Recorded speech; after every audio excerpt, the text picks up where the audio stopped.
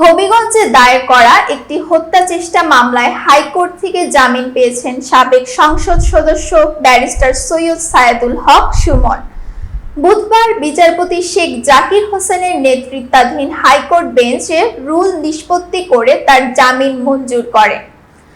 আদালত সূত্রে জানা গেছে, ব্যারিস্টার সুমনের বিরুদ্ধে জুলাই আন্দোলনকে কেন্দ্র করে দায়ের হওয়া আরও 4টি মামলায় জামিন আবেদন এখনো শুনানির অপেক্ষায় রয়েছে।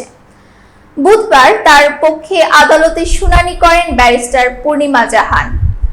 মামলার এজাহার অনুযায়ী 2024 সালের 16 জুলাই বৈষম্য বিরোধী ছাত্র আন্দোলনের সময় হবিগঞ্জের শায়েস্তাগঞ্জের নতুন ব্রিজ গোল চত্বরের এলাকায় ঢাকা সিলেট মহাসড়কে শিক্ষার্থী ও সাধারণ মানুষ বিক্ষোভ করেছিলেন। অভিযোগ রয়েছে, সেদিন বিকেল 4:30টার দিকে আন্দোলনকারীদের ওপর মামলা চালিয়ে গুলিবর্ষণের মাধ্যমে হত্যা চেষ্টার ঘটনা ঘটে। এই ঘটনাকে কেন্দ্র করে 2024 সালের সেপ্টেম্বর মাসে হবিগঞ্জের চুনারুঘাট থানায় মোহাম্মদ মোস্তাফিজুর রহমান নামে এক ব্যক্তি মামলা দায়ের করেন। মামলায় ব্যারিস্টার সৈয়দ সায়েদুল হক সুমন সহ 97 জনের নাম উল্লেখ করা হয়।